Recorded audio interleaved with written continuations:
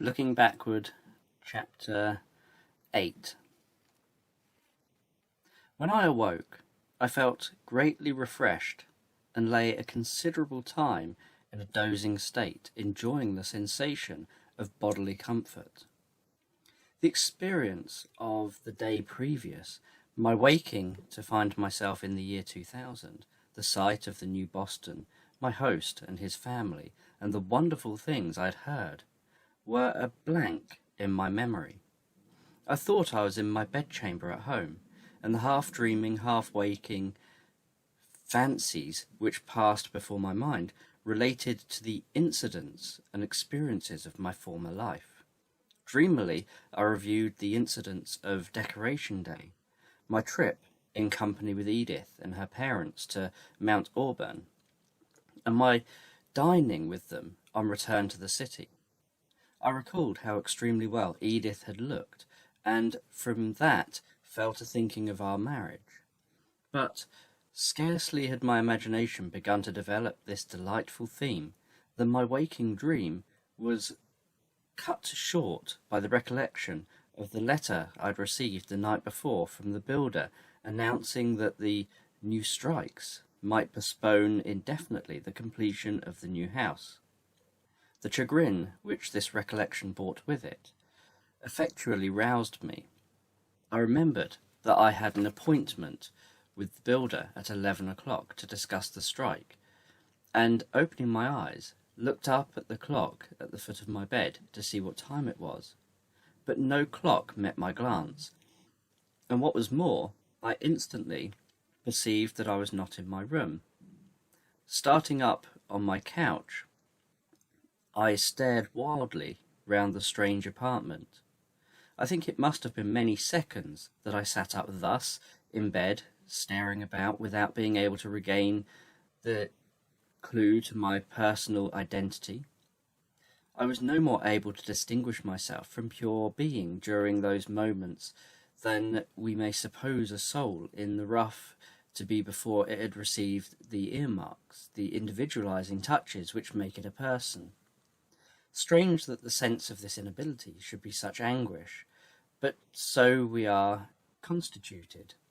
There are no words for the mental torture I endured during this helpless, eyeless groping for myself in a boundless void.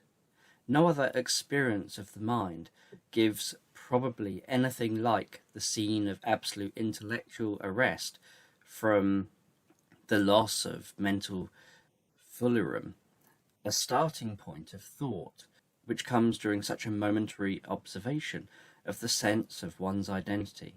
I trust I may never know what it is again.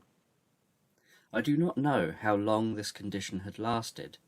It seemed an interminable time, when, like a flash, the recollection of everything came back to me. I remembered who and where I was, and how I'd come here, and that these scenes, as of the life of yesterday, which had been passing before my mind, concerned a generation long, long ago, mouldered to dust. Leaping from bed, I stood in the middle of the room, clasping my temples with all my might between my hands to keep them from bursting. Then I fell prone on the couch, and burying my face in the pillow, lay without motion. The reaction, which was inevitable from the mental elation, the fever of the intellect that had been the first effect of my tremendous experience, had arrived. The emotional crisis which had awaited the full realization of my actual position, and all that it implied, was upon me, and with set teeth and labouring chest, gripping the bedstead with frenzied strength, I lay there and fought for my sanity. In my mind, all had broken loose. Habits of feelings, associations of thought, ideas of persons and things, all had dissolved and lost coherence, and were seething together in apparently irretrievable chaos. There were no rallying points, nothing was left stable. There only remained the will, and was any human will strong enough to say to such a weltering sea, "Peace, be still"? I dared not think. Every effort to reason upon which had befallen me, and realize what it implied, set up an intolerable swimming of the brain. The idea that I was two persons, that my identity was double, began to fascinate me with its simple solution of my experience. I knew that I was on the verge of losing my mental balance. If I lay there thinking, I was doomed. Diversion of some sort I must have, at least the diversion of physical exertion. I sprang up and hastily dressing, opened the door of my room and went downstairs. The hour was very early, it being not yet fairly light, and I found no one in the lower part of the house. There was a hat in the hall, and opening the front door, which was fastened with the slightest indicating that burglary was not among the perils of the modern Boston, I found myself on the street.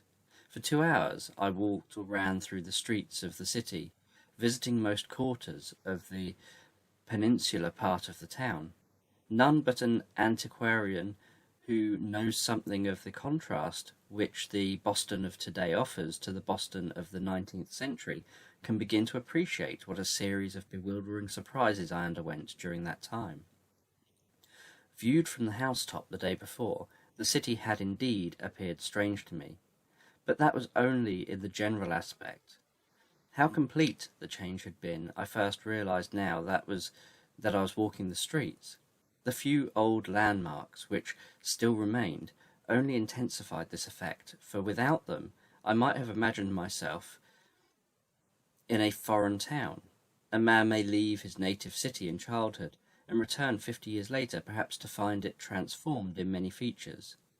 He's astonished, but he's not bewildered. He's aware of a great lapse of time, and of changes likewise occurring in himself meanwhile. He but dimly recalls the city as he knew it when a child. But remember that there was no sense of any lapse of time with me. So far as my consciousness was concerned, it was but yesterday, but a few hours since I'd walked these streets, in which scarcely a feature had escaped a complete metamorphosis. The mental image of the old city was so fresh and strong that it did not yield to the impression of the actual city, but contended with it, so that it was first one and then the other which seemed the more unreal. There was nothing I saw which was not blurred in this way, like the faces of a composite photograph. Finally, I stood again at the door of the house from which I had come out. My feet must have instinctively brought me back to this site of my old home, for I had no clear idea of returning thither. It was no more home-like to me than any other spot of the city of a strange generation, nor were its inmates less utterly and necessarily strangers than all the other men and women now on the earth. Had the door of the house been locked, I should have been reminded by its resistance that I had no object in entering, and turned away, but it yielded to my hand, and advancing with uncertain steps through the hall, I entered one of the apartments opening from it, throwing myself into a chair. I covered my burning eyeballs with my hands to shut out the horror of strangeness. My mental confusion was so intense as to produce actual nausea. The anguish of those moments during which my brain seemed melting, or the abjects of my sense of helplessness, which can I describe? In my despair, I groaned aloud. I began to feel that unless some help should come, I was about to lose my mind. And just then it did come. I heard the rustle of drapery and looked up. Edith Leete was standing before me. Her beautiful face was full of the most poignant sympathy. "Oh, what is the matter, Mr. West?" she said. "I was here when you came in. I saw how dreadfully distressed you looked, and when I heard you groan, I could not keep silent. What has happened to you? Where have you been? Can't I do something for you?" Perhaps she involuntarily held out her hands in a gesture of compassion as she spoke. At any rate, I'd caught them in my own, and was clinging to them with an impulse as instinctive as that which prompted the drowning man to seize upon and cling to the ropes which is thrown to him as he sinks for the last time. As I looked up into her compassionate eyes, moist with pity, my brain ceased to whirl. The tender human sympathy which thrilled in the soft pressure of her fingers had brought me the support I needed. Its effect to calm and soothe was like that of some wonder-working elixir. "God bless you," I said, after a few moments. "He must have sent you to me just now. I think I was in danger of going crazy if you had not come." At this, the tears came into her eyes. "Oh, Mr. West," she cried, "how heartless you must have thought us. How could we have you to yourself so long? You are better, surely." "But it is over now, is it not? You are better, surely?" "Yes," I said, "thanks to you. If you'll not go away quite yet, I shall be myself soon." "Indeed, I'll not go away," she said, with a little quiver of her face, more expressive of her sympathy than a volume of words. "You must not think us so heartless as we seemed in leaving you by yourself. I scarcely slept last night for thinking how strange your waking would be this morning. But father said you would sleep till late. He said that it would be better not to show too much sympathy with you at first, but to try to divert your thoughts and make you feel that you were among friends." "You have indeed made me feel that," I answered. "But you see, it's a good deal of a jolt to drop 100 years, and although I did not seem to feel it so much last night, I have had very odd sensations this morning." While I held her hand and kept my eyes on her face, I could already even jest a little at my plight. "No one thought of such a thing as your going out in the city alone so early in the morning," she went on. "Oh, Mr. West, where have you been?" Then I told her of my morning's experience, from my first waking till the moment I had looked upon her before me, just as I've told it here.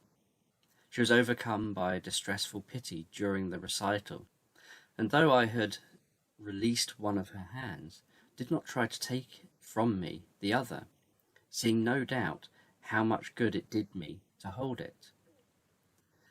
"I can think a little what this feeling must be like," she said. "It must have been terrible. And to think you were left alone to struggle with it. Can you ever forgive us? But it's gone now. You've driven it quite away from the present," I said. "You'll not let it return again?" she queried anxiously. "I can't quite say that," I replied. "It might be too early to say that, considering how strange everything will still be to me." "But you'll not try to contend with it alone again, at least," she persisted. "Promise that you'll come to us and let us sympathize with you and try to help you. Perhaps we can't do much, but it will surely be better than trying to bear it all alone." "I'll come to you if you'll let me," I said. "Oh, yes, yes, I beg you will," she said eagerly. "I would do anything to help you that I could. All you need to do is to be sorry for me, as you seem to be now," I replied.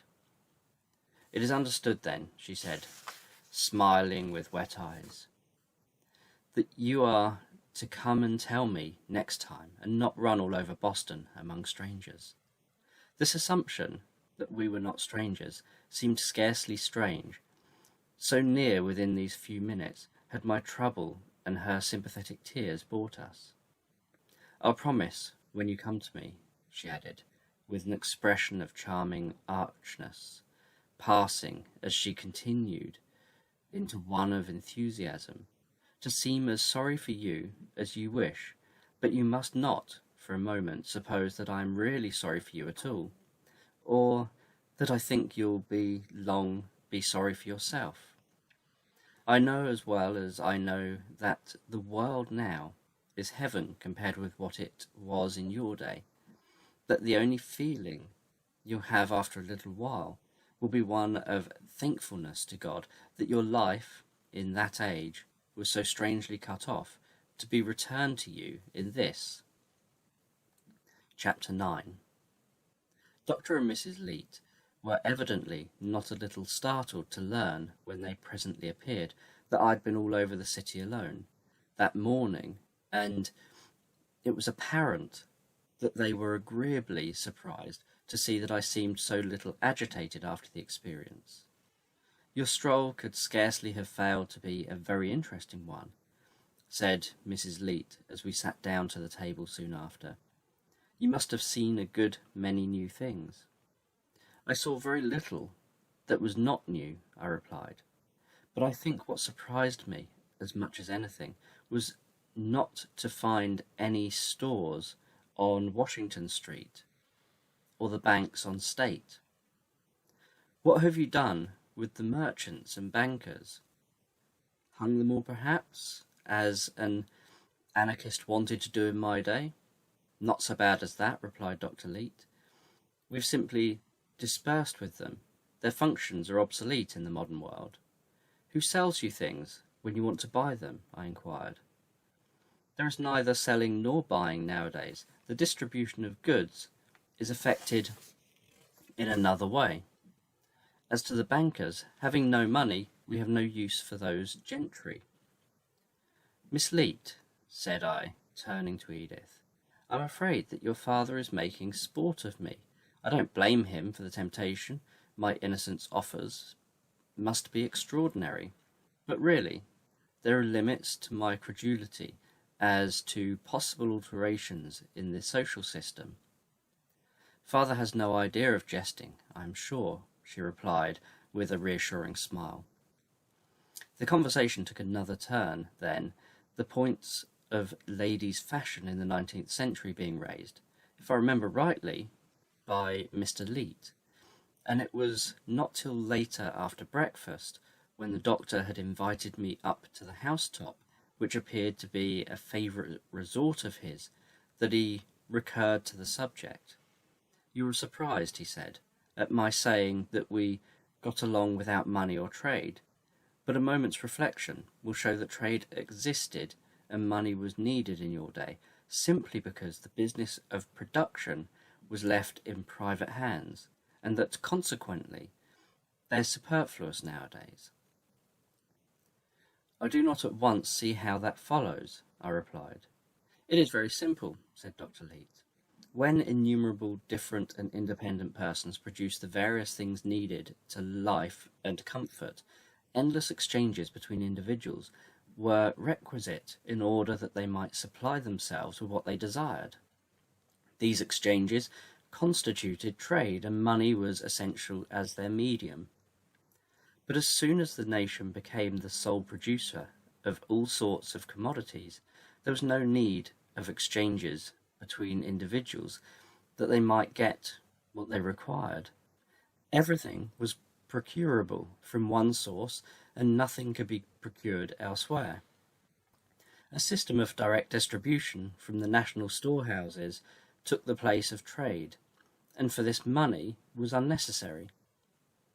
"How is the distribution managed?" I asked. "On the simplest possible plan," replied Dr. Leete. "A credit corresponding to his share of the annual product of the nation is given to every citizen on the public books at the beginning of each year, and a credit card issued him with which he procures at the public storehouses found in every community whatever he desires, whenever he desires it. This arrangement, you'll see, totally obviates the necessity for business transactions of any sort between individuals and consumers. Perhaps you would like to see what our credit cards are like. You observe," he pursued as I was curiously examining the piece of pasteboard he gave me, "that this card is issued for a certain number of dollars. We have kept the old word, but not the substance. The term as we use it answers to no real thing, but merely serves as an algebraical symbol for comparing the value of products with one another. For this purpose, they're all priced in dollars and cents, just as in your day. The value of what I procure on the card is checked off by a clerk who pricks out of these tiers of squares the price of what I order. If you wanted to buy something of your neighbour, could you transfer part of your credit to him as consideration?" I inquired. "In the first place," replied Dr. Leete, Our neighbours have nothing to sell us, but in any event, our credit would not be transferable, being strictly personal. Before the nation could even think of honouring any such transfer as you speak of, it would be bound to inquire into all the circumstances of the transaction, so as to be able to guarantee its absolute equity. It would have been reason enough, had there been no other, for abolishing money, that its possession, with no indication of rightful title to it, in the hands of the man who had stolen it or murdered for it, it was as good as in those which had earned it by industry. People nowadays interchange gifts and favours out of friendship, but buying and selling is considered absolutely inconsistent with the mutual benevolence and disinterestedness which should prevail between citizens, and the sense of community of interest which supports our social system. According to our ideas, buying and selling is essentially antisocial in all its tendencies. It is an education in self-seeking at the expense of others, and no society whose citizens are trained in such a school can possibly rise above a very low grade of civilization. What if you have to spend more than your card in any one year? I asked. The provision is so ample that we are more likely not to spend it all, replied Dr. Leete. But if extraordinary expenses should exhaust it, we can obtain a limited advance on the next year's credit, though this practice is not encouraged, and a heavy discount is charged to check it. Of course, if a man showed himself a reckless spendthrift, he would receive his allowance monthly or weekly instead of yearly, or if necessary, not be permitted to handle it at all. If you don't spend your allowance, I suppose it accumulates. That is also permitted to a certain extent when a special outlay is anticipated, but unless notice to the contrary is given, it is presumed that the citizen who does not fully expend his credit did not have occasion to do so, and the balance is turned into the general surplus. Such a system does not encourage saving habits on the part of citizens, I said. It is not intended to, was the reply. The nation is rich and does not wish the people to deprive themselves of anything good. In your day, men were bound to lay up goods and money against coming failures of the means of support, and for their children. This necessity made parsimony a virtue. But now it would have no such laudable object, and having lost its utility, it has ceased to be regarded as a virtue. No man, any more, has any care for the morrow, either for himself or his children, for the nation guarantees the nurture, education, and comfortable maintenance of every citizen, from the cradle to the grave. That is a sweeping guarantee, I said. What certainty can there be that the value of a man's labour will recompense the nation for its outlay on him? On the whole, society may be able to support all its members, but some must earn less than enough for their support, and others more. And that brings us back once more to the wages question, on which you have hitherto said nothing. It was at just this point, if you remember, that our talk ended last evening, and I say again, as I did then, that here I should suppose a national industrial system like yours would find its main difficulty. How, I ask once more, can you adjust satisfactorily the comparative wages or remuneration of the multitude of avocations, so unlike and so incommensurable, which are necessary for the service of society? In our day, the market rate determined the price of labour of all sorts, as well as of goods. The employer paid as little as he could, and the worker got as much. It was not a pretty system, ethically, I admit. But it did at least furnish us a rough and ready formula for settling a question which must be settled 10,000 times a day if the world was ever going to get forward. There seemed to us no other practicable way of doing it. Yes, replied Dr. Leete. It was the only practical way under a system which made the interests of every individual antagonistic to those of every other. But it would have been a pity if humanity could never have devised a better plan, for yours was simply the application to the mutual relations of men of the devil's maxim. Your necessity is my opportunity. The reward of any service depended not upon the difficulty, danger, or hardship, for throughout the world it seems that the most perilous, severe, and repulsive labour was done by the worst paid classes, but solely upon the straight of those who needed the service. All that is conceded, I said, but with all its defects, the plan of settling prices by the market rate was a practical plan, and I cannot conceive what satisfactory substitute you can have devised for it. The government being the only possible employer, there is of course no labour market or market rate. Wages of all sorts must be arbitrarily fixed by the government. I cannot imagine a more complex and delicate function than that must be, or one, however performed, more certain to breed universal dissatisfaction. I beg your pardon, replied Dr. Leete, but I think you exaggerate the difficulty. Suppose a board of fairly sensible men were charged with settling the wages for all sorts of trades under a system which, like ours, guaranteed employment to all while permitting the choice of avocation. Don't you see that, however unsatisfactory the first adjustment might be, the mistakes would soon correct themselves? The favoured trades would have too many volunteers, and those discriminated against would lack them till the errors were set right.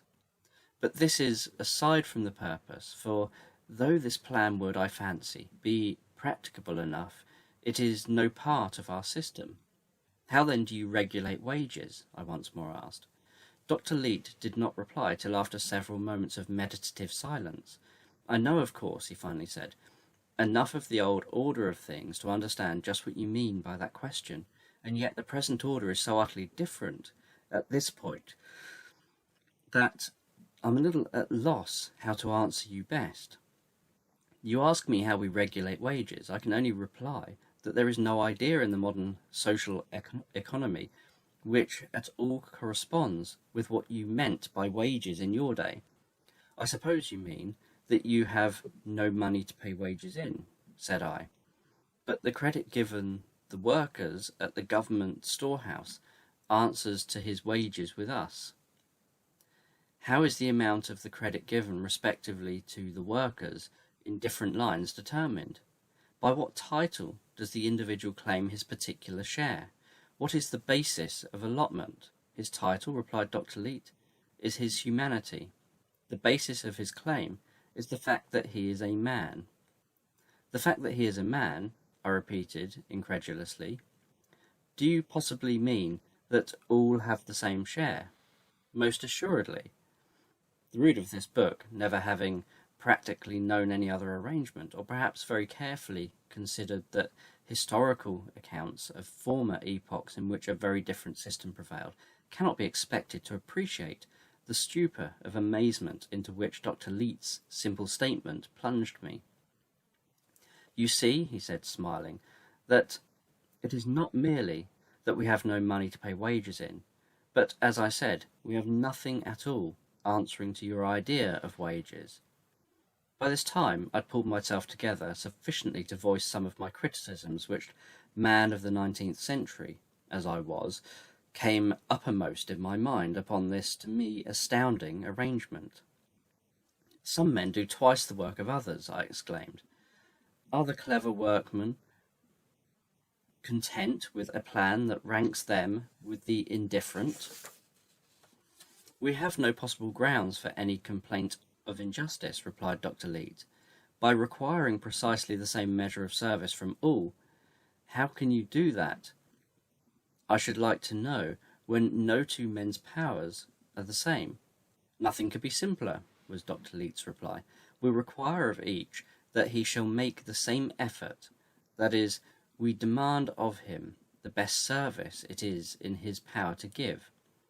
And supposing all do the best they can, I answered, the amount of the product resulting is twice greater from one man than from another. Very true, replied Dr. Leete, but the amount of the resulting product has nothing to do whatever with the question, which is one of desert.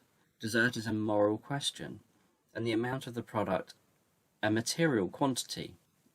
It would be an extraordinary sort of logic which should try to determine a moral question by a material standard.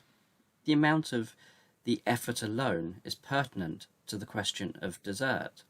All men who do their best do the same. A man's endowments, however godlike, merely fix the measure of his duty. The man of great endowment, who does not do all he might, though he may do more than a man of small endowment, who does his best, is deemed a less deserving worker than the latter, and dies a debtor to his fellows. The Creator sets man's tasks for them by the faculties he gives them. We simply exact their fulfillment. No doubt that's a fine philosophy, I said. Nevertheless, it seems hard that the man who produces twice as much as another, even if both do their best, should have only the same share. Does it indeed seem so to you? Responded Dr. Leete. Now, do you know, that seems very curious to me. The way it strikes people nowadays is that a man who can produce twice as much as another with the same effort, instead of being rewarded for doing so, ought to be punished if he does not do so. In the 19th century, when a horse pulled a heavier load than a goat, I suppose you rewarded him. Now we should have whipped him soundly if he had not, on the grounds that, being much stronger, he ought to. It is singular how ethical standards change, the doctor said, with such a twinkle in his eye that I was obliged to laugh. I suppose, I said, that the real reason that we rewarded men for their endowments, while we considered those of horses and goats merely as fixing the service to be severely required of them, was that the animals, not being reasoning beings, naturally did the best they could, whereas men could only be induced to do so by rewarding them according to the amount of their product. That brings me to ask why, unless human nature has mightily changed in 100 years, you are not under the same necessity. We are, replied Dr. Leete. I don't think there has been any change in human nature in that respect since your day. It is still so constituted that special incentives in the form of prizes and advantages to be gained are requisite to call out the best endeavours of the average man in any direction. But what inducement, I asked? Can a man have to put forth his best endeavours when, however much or little he accomplishes, his income remains the same? High characters may be moved by devotion to the common welfare under such a system, but does not the average man tend to rest back on his oars, reasoning that it is of no use to make a special effort, since the effort will not increase his income, nor its withholding diminish it? Does it then really seem to you, answered my companion, that human nature is insensible to any motives save fear of want and love, of luxury, that you should expect security and equality of livelihood to leave them without possible incentives to effort? Your contemporaries did not really think so, though they might fancy they did. When it was a question of the grandest class of effort, the most absolute self-devotion, they expended on quite other incentives. Not higher wages, but honour and the hope of men's gratitude, patriotism and the inspiration of duty were the motives which they set before their soldiers when it was a question of dying for the nation. And never was there an age of the world when those motives did not call out what is best and noblest in men. And not only this, but when you come to analyse the love of money, which was the general impulse to effort in your day, you find that the dread of want and desire of luxury was more one of several motives, which the pursuit of money represented. The others, and with many the more influential being desire of power, of social position, and reputation for ability and success.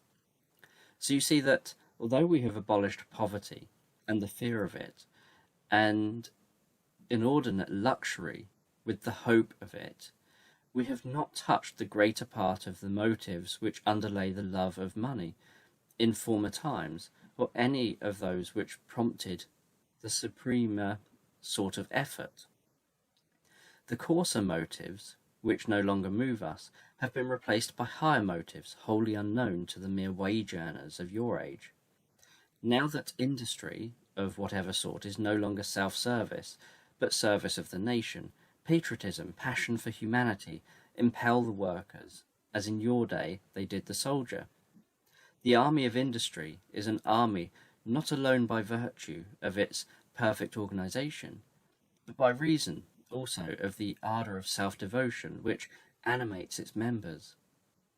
But as you used to supplement the motives of patriotism with love of glory in order to stimulate the valour of your soldiers, so do we, based as our industrial system is on the principle of requiring the same unit of effort from every man. That is the best he can do. You'll see that the means by which we spur the workers to do their best must be a very essential part of our scheme. With us, diligence in the national service is the sole and certain way to public repute, social distinction, and official power. The value of a man's service to society fixes his rank in it.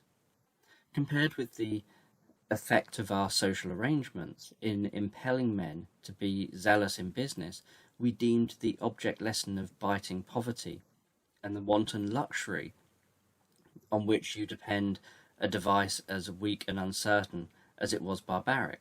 The lust of honour, even in your sordid day, notoriously impelled men to more desperate effort than the love of money could. I should be extremely interested, I said, to learn something of what those social arrangements are.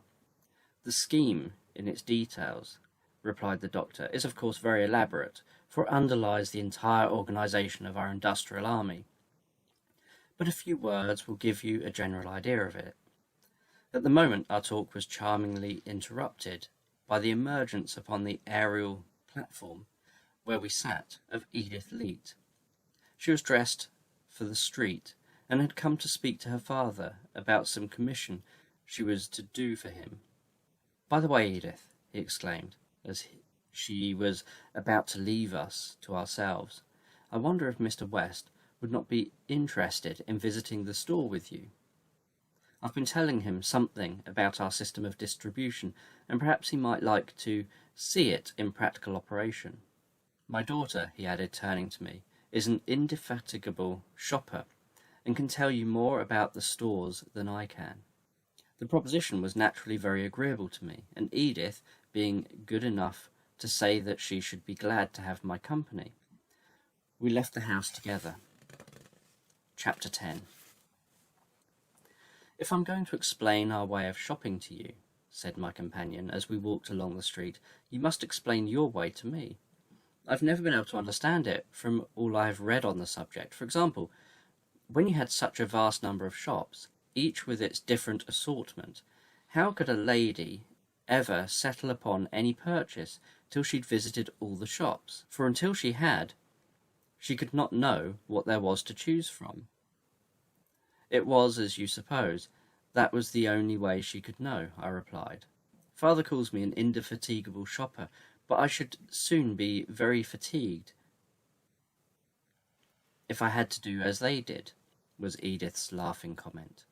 The loss of time in going from shop to shop was indeed a waste which the busy bitterly complained of, I said. But as for the ladies of the idle class, though they complained also, I think the system was really a godsend by furnishing a device to kill time. But say there were 1,000 shops in a city, hundreds, perhaps of the same sort, how could even the idlest find time to make their rounds? They really could not visit all, of course, I replied. Those who did a great deal of buying learned in time where they might expect to find what they wanted. This class had made a science of the specialities of the shops, and bought an advantage, always getting the most and best for the least money. It required, however, long experience to acquire this knowledge. Those who were too busy, or bought too little to gain it, took their chances and were generally unfortunate, getting the least and worst for most money. It was the merest chance if persons not experienced in shopping received the value of their money. But why did you put up such a shockingly inconvenient arrangement when you saw its faults so plainly? Edith asked me. It was like all our social arrangements, I replied. You can see their faults scarcely more plainly than we do, but we saw no remedy for them. Here we are at the store of our ward, said Edith as she turned into the great portal of one of the magnificent public buildings I'd observed in my morning walk. There was nothing in the exterior aspect of the edifice to suggest a store to a representative of the 19th century. There was no display of goods in the great windows, or any device to advertise wares or attract custom. Nor was there any sort of sign or legend on the front of the building to indicate the character of the business carried out on there. But instead, above the portal, standing out from the front of the building, a majestic life-size group of statuary and central figures, of which the female ideal of plenty, with her cornucopia, judging from the composition of the throng pushing in and out, about the same portion of the sexes among shoppers, obtained as in the 19th century. As we entered, Edith said that there was one of these great distributing establishments in each ward of the city, so that no resident was more than 5 or 10 minutes' walk from one of them. It was the first interior of a 20th century public building that I'd ever beheld, and the spectacle naturally impressed me deeply.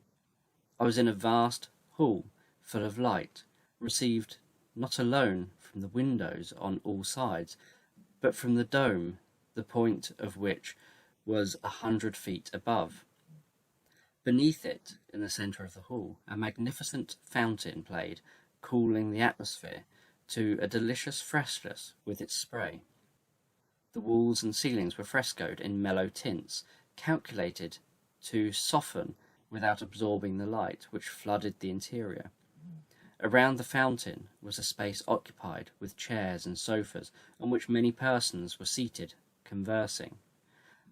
Legends on the walls all about the hall indicated to what classes of commodities the counters below were devoted. Edith directed her steps towards one of these, where samples of muslin of a bewildering variety were displayed, and proceeded to inspect them. "Where is the clerk?"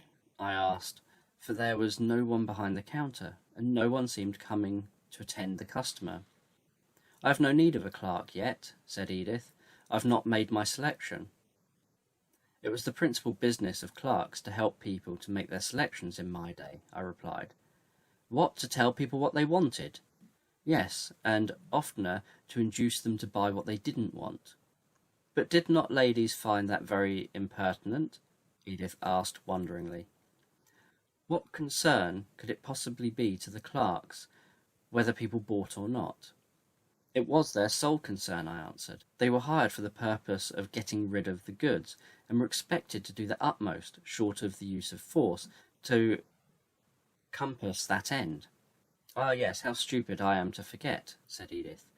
"The storekeeper and his clerks depended for their livelihood on selling the goods in your day. Of course, that's all different now. The goods are the nation's. They're here for those who want them. And it's the business of the clerks to wait on people and take their orders, but it's not in the interest of the clerk or the nation to dispose of a yardstick or a pound of anything to anyone who does not want it." She smiled as she added, "How exceedingly odd it must have seemed to have clerks trying to induce one to take what one did not want, or was doubtful about. But even a 20th century clerk might make himself useful in giving you information about the goods, though he did not tease you to buy them, I suggested. No, said Edith. That is not the business of the clerk. These printed cards, for which the government authorities are responsible, give us all the information we can possibly need. I saw then that there was fastened to each sample a card containing in succinct form a complete statement of the make and materials of the goods and all its qualities, as well as price, having absolutely no point to hang a question on. The clerk has then nothing to say about the goods he sells, I said. Nothing at all. It is not necessary that he should know or profess to know anything about them. Courtesy and accuracy in taking orders are all that are required of him. What a prodigious amount of lying that simple arrangement saves, I ejaculated. Do you mean that all the clerks misrepresented their goods in your day? Edith asked. God forbid that I should say so, I replied, for there were many who did not, and they were entitled to a special credit from when one's livelihood and that of his wife and babies depended on the amount of goods he could dispose of. The temptation to deceive customers, or let them deceive themselves, was well nigh overwhelming. But Miss Leet, I'm distracting you from the task with my talk. Not at all. I have made my selections. With that she touched a button, and in a moment a clerk appeared. He took down her order on a tablet with a pencil which made 2 copies, of which he gave one to her, and enclosing the counterpart in a small receptacle, dropped it into a transmitting tube. The duplicate of the order, said Edith, as she turned away from the counter, after the clerk had punched the value of her purchase out on the credit card she gave him, is given to the purchaser so that any mistakes in filling it can be easily traced and rectified. You were very quick about your selections, I said. May I ask how you knew that you might not have found something to suit you better in some other stores? But probably you're required to buy in your own district. Oh no, she replied. We buy where we please, though naturally most often near home. But I should have gained nothing by visiting other stores. The assortment is in all exactly the same, representing, as it does in each case, samples of all the varieties produced or imported by the United States. That is why one can decide quickly and never need to visit 2 stores. And in this merely a sample store, I see no clerks cutting off goods or marking bundles. All our stores are sample stores, except as to a few classes of articles. The goods, with these exceptions, are all at the great central warehouse of the city, to which they're shipped directly from the producers. We order from the sample, and the printed statement of textures, make, and qualities. The orders are sent to the warehouse, and the goods distributed from there. That must be a tremendous saving of handling, I said. By our system, the manufacturer sold to the wholesaler to the retailer, and the retailer to the consumer, and the goods had to be handled each time. You avoid one handling of the goods and eliminate the retailer altogether, with his big profit and the army of clerks it goes to support. Why, Miss Leet, this store is merely the order department of a wholesale house, with no more than a wholesaler's complement of clerks. Under our system of handling the goods, persuading the customer to buy them, cutting them off, and packing them, 10 clerks would do what one does here. The saving must be enormous. I suppose so, said Edith, but of course we have never known any other way. But, Mr. West, you must not fail to ask Father to take you to the central warehouse some day, where they receive the orders from the different sample houses all over the city, and parcel out and send the goods to their destinations. He took me there not long ago, and it was a wonderful sight. The system is certainly perfect. For example, over yonder, in that sort of cage, is the dispatching clerk. The orders, as they are taken by the different departments in the store, are sent by transmitters to him. His assistants sort them and enclose each class in a carrier box by itself.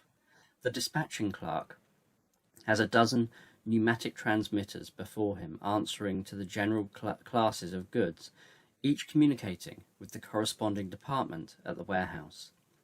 He drops the box of orders into the tube it calls for, and in a few moments later it drops on the proper desk in the warehouse, together with all the orders of the same sort from the other sample stores. The orders are read off, recorded, and sent to be filled like lightning. The filling, I thought, the most interesting part. Bales of clothes are placed on spindles and turned by machines, and the cutter, who also has a machine, works right through one bale after another, till exhausted, when another man takes his place. And it is the same with those who fill the orders in any other staple. The packages are then delivered by larger tubes to the city districts, and thence distributed to the houses. You may understand how quickly it is all done when I tell you that my order will probably be home sooner than I could have carried it from here. How do you manage in the thinly settled rural districts? I asked. The system is the same, Edith explained. The village sample shops are connected by transmitters with the central country warehouse, which may be 20 miles away.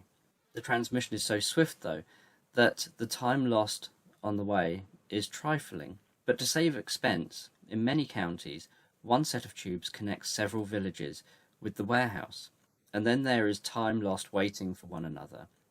Sometimes it's 2 or 3 hours before goods ordered are received. It was so where I was staying last summer, and I found it quite inconvenient. There must be many other respects also, no doubt, in which the country stores are inferior to the city stores, I suggested. No, Edith answered. They are otherwise precisely as good.